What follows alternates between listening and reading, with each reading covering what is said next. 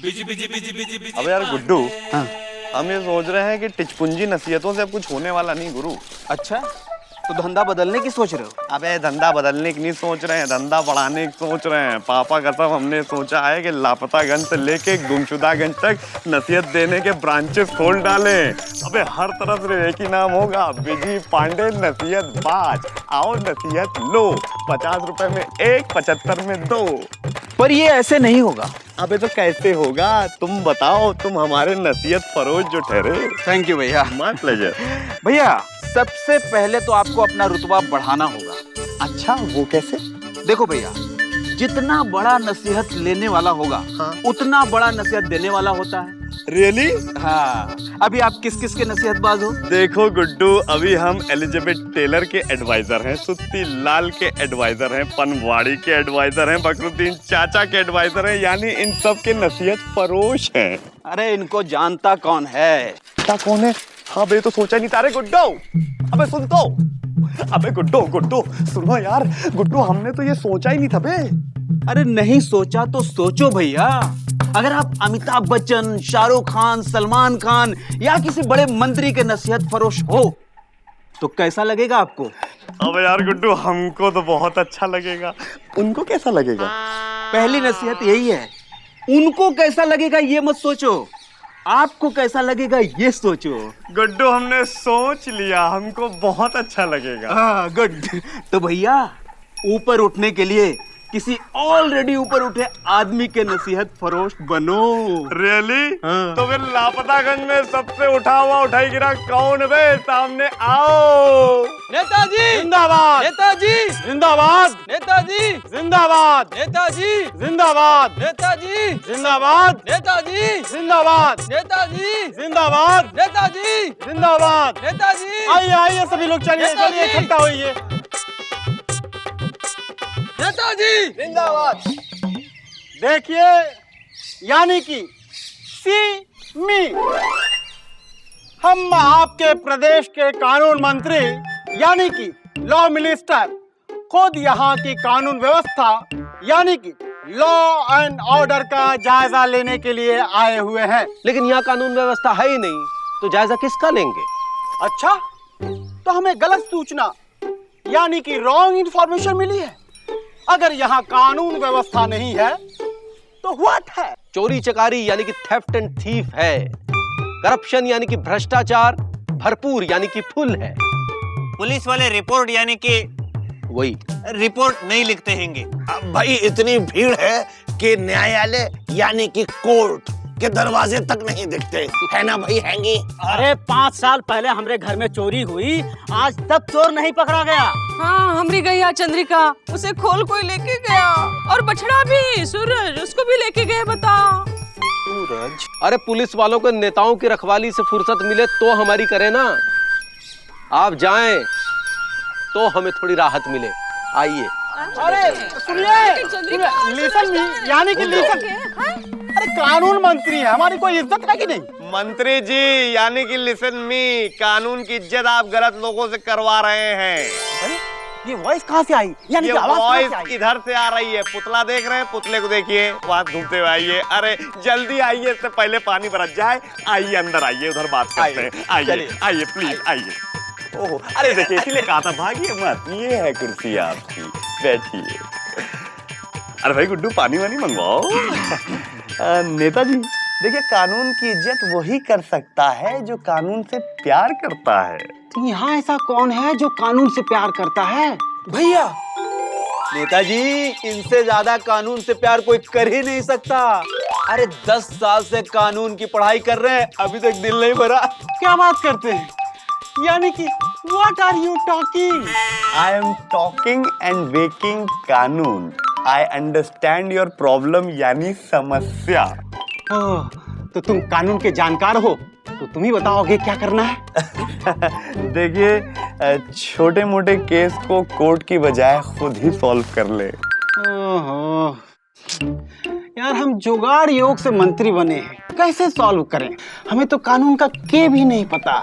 तो फिर जो सॉल्व करता है उनसे कराएं, यानी कि अपने लिए एक नसीहत देने वाला यानी कि पर्सनल एडवाइजर रखें। ये नसीहत देने वाला कहाँ मिलेगा? लो नेताजी, बगल में लुगाई और शहर में ढूंढाई। कहाँ लुगाई? हम तुम लुगाई हो? हम लुगाए नहीं, लापतागंज के नसीहत फरोश हैं। हमें नसीहत बेचने का तजुर्बा है। नेताजी, भैया की नसीहत ने बहुतों की जिंदगी बदल दी। जी पापा कसम, हम फ्रीलांसिंग करते करते अब थक चुके हैं। अब हम हरामखोरी से भरी सरकारी नौकरी चाहते हैं। इसलिए हम चाहते हैं कि आप हमें नसीहत देने वाली सरकारी नौकरी दें, तो इससे आपकी दुगनी और हमारी चौगनी इज्जत होगी। शक्ल से तो बकलोल लगते हो, लेकिन अच्छा बड़बड़ा लेते हो। Thank you. तुम जैसे लोगों को तो राजनीति यानी पॉलिटिक्स में होना चाहिए। रियली? तो तुम्हारी नौकरी पक्की। आज से हम न्याय करेंगे और तुम हमें नसीहत दोगे। लेकिन एक चीज ये बताओ, धन कितना लोगे? ये नसीहत भी हम आपको दे देंगे। पहले आप ये बताइए कि आपको पहली कौन सी नसीहत चाहिए? हमारी कुर्सी खतरे में पड़ी है। वहाँ दिल्ली से हाई कमान हमारे कमान खींचने में लगे हुए हैं। कह रहे come on come on come on. वहाँ कमौन मत होइए। वहाँ कमौन हो गए तो यहाँ से कम हो जाएंगे और कोई दूसरा कुर्सी पे बैठ जाएगा। हमारी मानिए तो पार्टी को छोड़ने की धमकी दे डालिए। क्या? और हमें हाई कमांड का नंबर दे डालिए।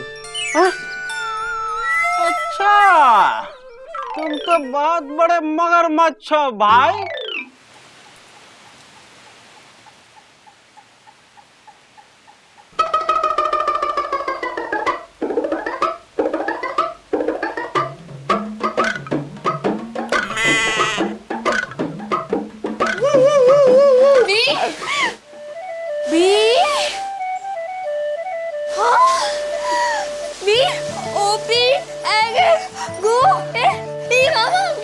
सुरीली ओपी एके गु।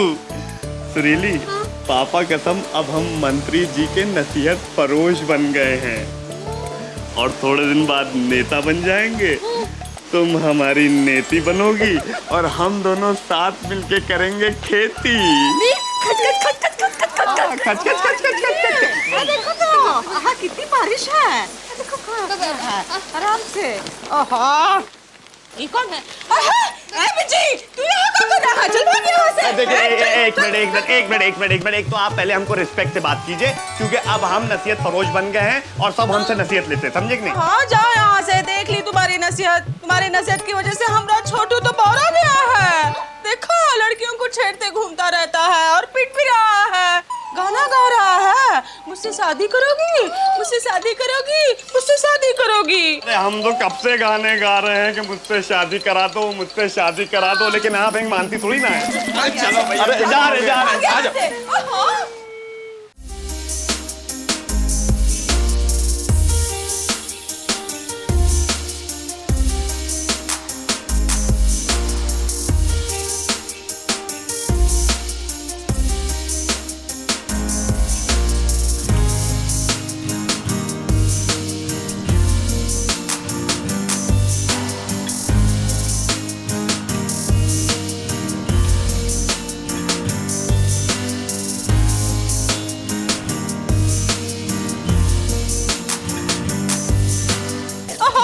यही है वो इंस्पेक्टर साहब, परेशान कर रखा है इसने। चल अंदर।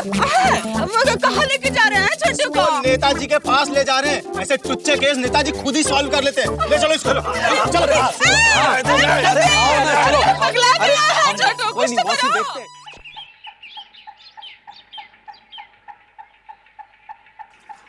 क्या कांड है थानेदार? यानी व्हाट इज द मैटर? हुजूर, ये जो मामा टाइप का आदमी आपके सामने खड़ा है ना, ये बहुत ही छिछोरा गुनहगार है। अरे छछोरे तो पिताजी थे, हम तो दोस्तों के दोस्त हैं। ये सड़क चलती लड़कियों को छेड़ता है, पराया माल और पराई बीवियों पे बुरी नजर डालता है। अच्छा, ऐसा कुछ नहीं है हुजूर। ये हमारा छोटा भाई है छोटू, बड़ा सीधा है, थोड़ा खिसका हुआ है, ढीला है, आगे से नहीं करेगा। हाँ, अरे ऐसा मत बोलो दीदी। मौसी, मामा मरेगा। अब कुछ तो करो। मामा थोड़ा पागल हो गए हैंगे। ये पागल नहीं है, लड़की छेड़ू है। थानेदार, who is she? हुजूर, यही वो लड़की है जो छिड़ी है। ये रोज नई नई लड़कियों को छेड़ता है। अपनी बहू बेटियों को तो ताले के अंदर रखता है और हम पुलिस वालों से हिफाजत करवाता है। ये मामला बड़ा संगीन है, पर हमारा नसीहत फरोश भी बहुत रंगीन है। थानेदार, हमारे नसीहत फरोश को बुलाओ। जी। तुम चिंता मत करो कोमल कन्या, यानी कि सॉफ्ट गर्ल, हम तुम्हें इंसाफ देंगे।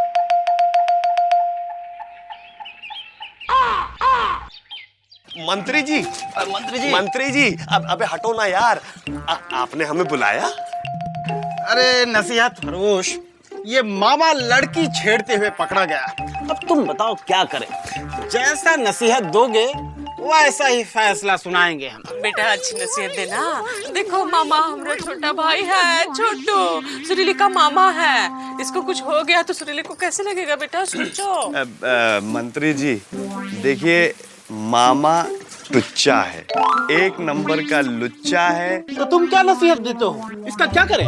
मंत्री जी हमारी नसीहत ये है कि राजनीति एक बहुत बड़ा पेड़ है और ये मुजरिम उसकी जड़। और जो इन जड़ों को काटता है, समझिए राजनीति के पेड़ को काट रहा है। पापा कसम, अगर आज इसको सजा हो गई तो कल गुनाहगार गुनाह करने से डरेंगे।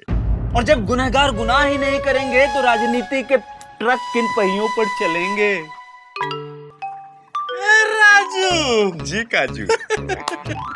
तुम्हारे अंदर तो सरकारी तोते की सारी क्वालिटी है। Thank you. और हमें विश्वास है, पूरा विश्वास है, तुम एक दिन मंत्री जरूर बनोगे। Thank you. हाँ मामा, तुम्हें अपने जुर्म के बारे में कुछ कहना है, यानी कि तुम्हें शर्म नहीं आती? मंत्री जी, अब शर्म हया तो पिताजी का कहना है, हमें अपनी सफाई में सिर्फ इतना कहना है। कल तक हम अपनी आहें दिल ही दिल में भरते थे, अब हम वही करते हैं जो पिताजी तब करते थे। अकेलापन अब हमें कुत्ते की तरह काटता है, जुदाई का गम दीमक की तरह चाटता है। पजामे में नाड़ा अब हमसे नहीं डलता है। इस छोटू के दिल में एक छोटा सा सपना पलता है। दिल का आम अभी कच्चा है जी, दिल तो बच्चा है जी, बिल्कुल कच्चा है जी।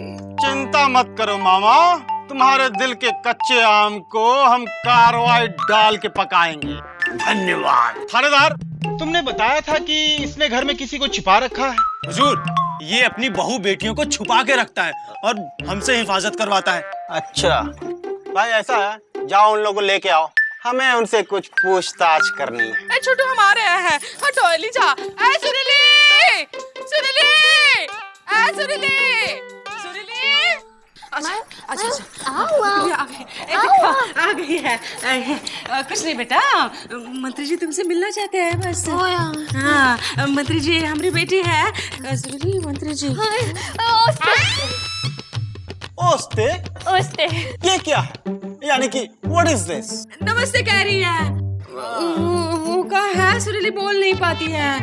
वो बचपन में दीपावली में जलता अनार खा गई थी मिठाई समझ के, मुंह में फट गया था। हाँ, पंडित जी ने कहा है शादी हो जाएगी तो फटाफट बोलने लगेगी। मंत्री जी यही है वो अनमोल रत्न जिसको मामा ने छुपा रखा है। क्यों मामा? या माँ या बी बी आया ई दाई आया आया आया। ये क्या बोल रही है? What is saying? ये बोल रही है कि मामा यानी कि हम जो है अनमोल रतन छुपा के रखते हैं, लेकिन ये खुद बिजी पांडे के लिए दरवाजे पर इंतजार करती है। नहीं मंत्री जी, ये जो नसीहत देने वाला बिज्जी पांडे है, ये चाहता है हमारा छोटू अंदर चला जाए और ये हमारे घर के बाहर भाग सके। हाँ, और इसी ने हमें लड़कियों के पीछे गाना गाने की नसीहत दी थी। ए राजू, नसीहत तो फायदे के लिए दी जाती है। जी नसीहत फायदे के लिए ही दी थी, लेकिन मामा के फायदे के लिए नहीं, अपने फायदे के लिए। अरे भाई, तुम हमारे एडवाइजर हो, यानी नसीहत फरोश, अब बताओ ये केस कैसे सॉल्व करें? अब मंत्री जी की जय हो, नेताजी की जय हो, नेताजी की जय हो। नेताजी, आप कुछ ऐसा कीजिए जिससे आपकी इज्जत और वोट दोनों बढ़े। मंत्री जी, सबसे पहले एक काम कीजिए, ये लड़की छेड़ू मामा को यहाँ से चलता कीजिए। मामा को छोड़। अरे अरे अरे अरे, इसने मुझे छेड़ा और उसे छोड़ दोगे? हमें माफ कर दीजिए बहन जी, आज के बाद हम किसी लड़की को नहीं छेड़ेंगे। मंत्री जी देखिए, इंस्पेक्टर साहब को भी जानने दीजिए, पापा कसम बहुत सारे केस पेंडिंग पड़े हैं पुलिस स्टेशन में। चलो निकालो, अरे भाई हटाइए इनको, हटाइए।